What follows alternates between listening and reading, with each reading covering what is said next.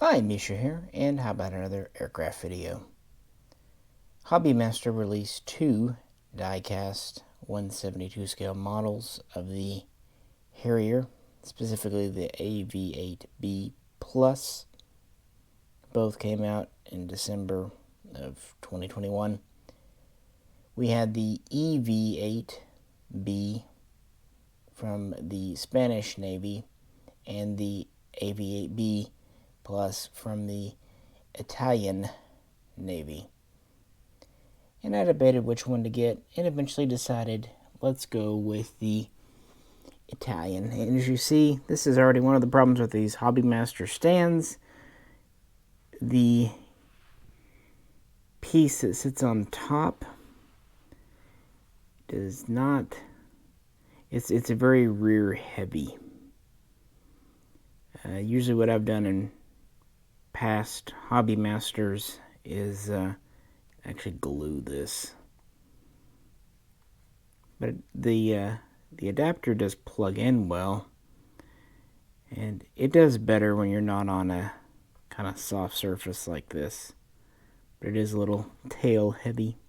It's a pretty all metal model of the Harrier as it served in the Marina 2001-2002, but essentially the same as used even today, although they are being phased out in favor of the F-35B Lightning II. So let's talk about the Harrier in Italian Navy service, why not? On to the spinny thing. The Italian Harrier is essentially the same as American or even British Harrier IIs for that matter. And the Italians have been interested in the good old little stall or VTOL jet since the 60s. At that time, in the late 60s, the British demonstrated one of the early Hawker Siddeley Harriers, what Americans knew as the AV8A, on board an Italian helicopter carrier. The Italians were using these little Jeep carrier types with, helicopters as anti-submarine. This is because ever since 1937, the Italian government had a law that all fixed-wing aircraft were the purview of the Italian Air Force. They looked for a way around this because of the Harrier's unique operation, but nothing really came about. In the 1980s, joint operations with the Italian Navy and the British led to some events in 1988 where British Harriers landed on board Italy's newest light carrier, the Giuseppe Garibaldi. She had actually been laid down in 81 and then launched in 83 and commissioned into the fleet as the flagship in 85, so she was brand new. And she was really the first through-deck carrier, very much like later British carriers. Well, luckily in early 89, the Italian government repealed this rule, which allowed the Navy to finally operate fixed-wing aircraft. So they set about looking at the Sea Harrier, made in Britain, and the, at the time, new Harrier II, or AV8, primarily at this time being made in the USA. They evaluated the two, and then in May of that year, they purchased two TAV8B two-seat trainer types from McDonnell Douglas in the USA. And they decided to go with the American offering. And from there, in 1990, Spain and Italy, who both had naval use, and both wanted the Harriers that they were flying to be more air-to-air fleet defense, fighter interceptors, escort fighters. So they outlined a little bit of a different specification to make it more air-to-air, whereas the U.S. Marine Corps' Harriers are more geared for close air support and so air to surface.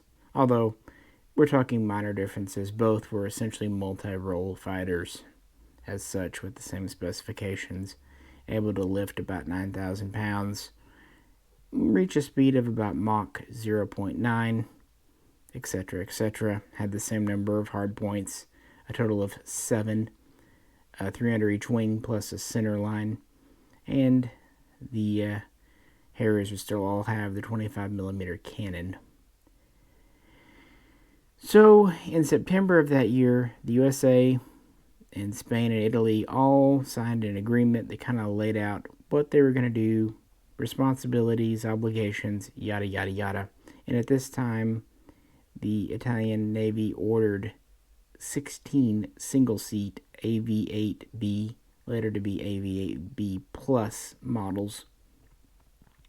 Again, kind of with the specificity for air-to-air and ground attack support roles secondary. Then moving on to 1991, in August of that year, the first two, the TAV-8Bs, were delivered, and they were soon put into service, being tested aboard the Garibaldi carrier. And from there, in 1994, the first three AV-8B single seats were produced and then soon used for pilot conversion training. Now, it should be noted that these 5, the two seats and the 3 single seaters, were built in the USA. But from that point on, the remaining 13 would actually be assembled in Italy, in Turin, using parts and kits and everything supplied from the USA, but assembled in Italy and using some Italian components, and namely labor and helping the Italian economy. And the first Italian assembled Harrier was ready in 1995, and so they were entering into fleet service aboard the Garibaldi that year. Now, this Hobbymaster model has the typical features: gear up or down. It actually has a moving tail, and it has moving jets, and it has canopy open or close, pilot figure in and out, and it's majority metal, including the whole tail. And we have ordnance that can come on and off. In fact, we get quite a few pieces of ordnance to configure this however we like. So that's neat. That's good. So even though it's small and the stand's a little wonky, everything else is pretty good about it. In fact, I found plugging the ordnance on that they seem to fit a little better than on older toolings, but that could just be individual experience. The first 3 would go on board Garibaldi for kind of a first operation / shakedown, along with 5 pilots who'd been trained on them. They left their home port at Taranto in January of 95, and they were sailing to kind of enforce peacekeeping operations, maintain stability in the Somalia area where pirates were kind of kicking up. They would stay on station there, flying kind of recon missions, patrol missions, just, getting adjusted, and, would fly about 100 hours and had quite good success. And then they would return to their home port late March of that year to continue training up and preparing for the Italian-built planes coming online. And from there, they would equip the Garibaldi's air group. They would also fly from a couple of shore bases, but essentially we had just the one unit. So we had 16 operational fighters and then two trainers for them. And they were quite well liked and respected. In 1999, as part of peacekeeping operations again, these would be sent over Kosovo and would engage enemy targets, not only flying escort missions, but also dropping unguided and paveway laser-guided bombs to hit infrastructure and military targets. And then in 2000, they would receive some upgrades, allowing them to mount the AIM-120, the AMRAAM medium-range missile, in addition, of course, to the AIM-9 Sidewinders you see here. And they would also gain the ability to launch the JDAM air-to-surface guided munitions. So I have this one set up in kind of an air defense role with 2 AIM 120s and 2 AIM 9 Sidewinders plus 2 tanks, which are pretty necessary. But this model also comes with a couple of other pieces. Grab them here. We have 2 paveways, laser guided, we can use for air to surface, and we have a lightning targeting pod. This could either be for its own ordnance or to designate for friendly aircraft, which is something it actually did quite often. Also, around 2000-2001, Italy considered purchasing 7 more AV8Bs because they laid down a new and larger carrier, Cavour. It was to be a larger ship with a larger air group, but they just were starting to build it. It would be several years until it was in service. In fact, it wasn't commissioned until 2008, although in 2009 it would replace Garibaldi as the flagship. Both still serve alongside each other today, along with, honestly, the Andrea Doria, the ship that this Harrier was originally trialed out on in the 1960s. Anywho, in November, after the War on Terror and all that stuff happened, Italy would send Garibaldi with at least 8 Harriers into the Indian Ocean to fly missions to support operations in Afghanistan. These were mostly escort missions and reconnaissance missions, intel gathering.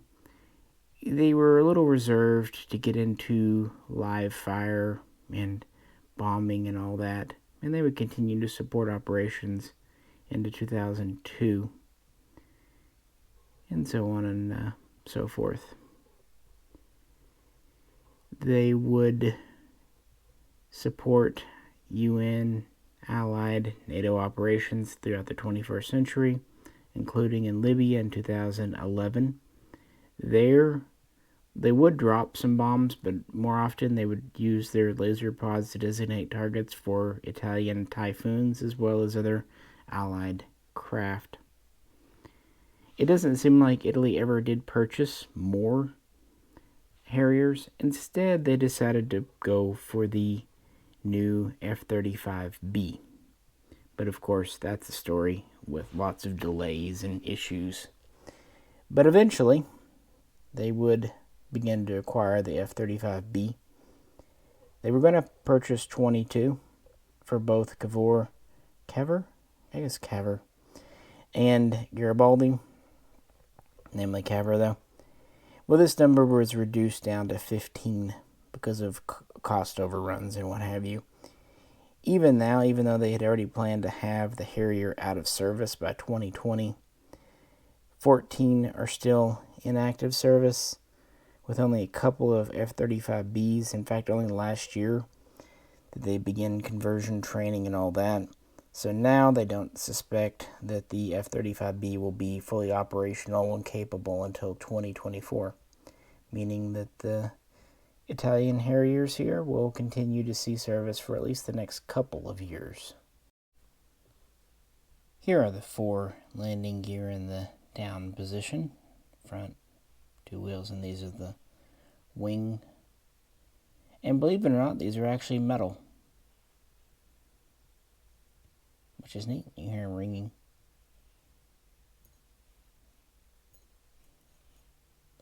So even though the components here are small, you do get metal gear, and you do get extra ordnance, and you do get a good number of moving parts. So it feels like a pretty okay value, I mean, relatively speaking. I went with the Italian because I do think the Italian Navy use is interesting in the fact that these have seen real-world service. They have delivered guided munitions. They have done a lot of escort missions. And I do like the look of an AMRAAM on a Harrier. It just looks neat in my opinion. Don't know why.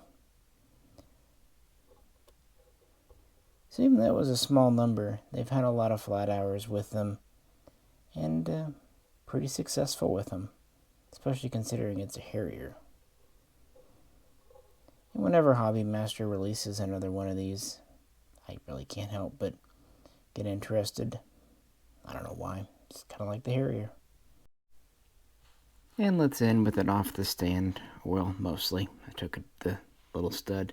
This actually plugs in very tight. But, yeah. These guards, flaps are removable. The tanks, of course. Again, we've got a total of 4 missiles.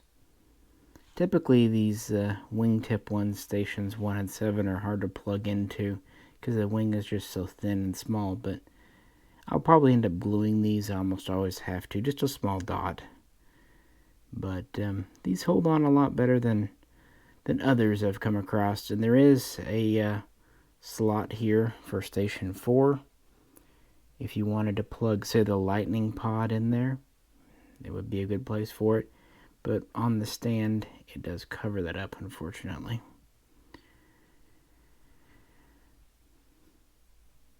Small little aircraft, but got some weight behind her.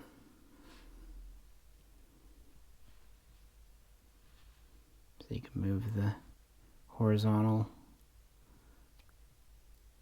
not that way much, but down a lot, which would make sense for a VTOL STOL aircraft.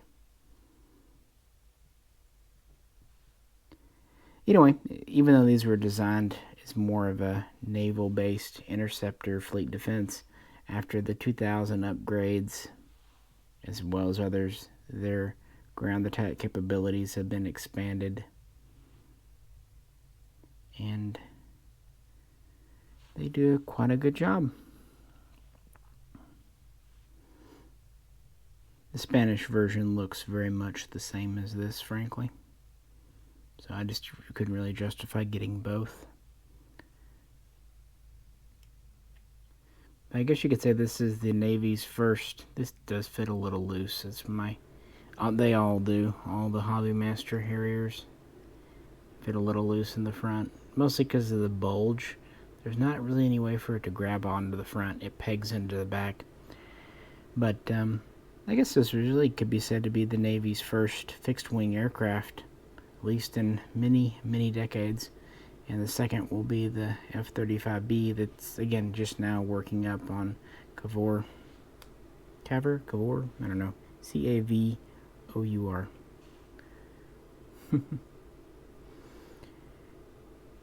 But, yeah, wanted to show another aircraft, so how about another Harrier? Why not?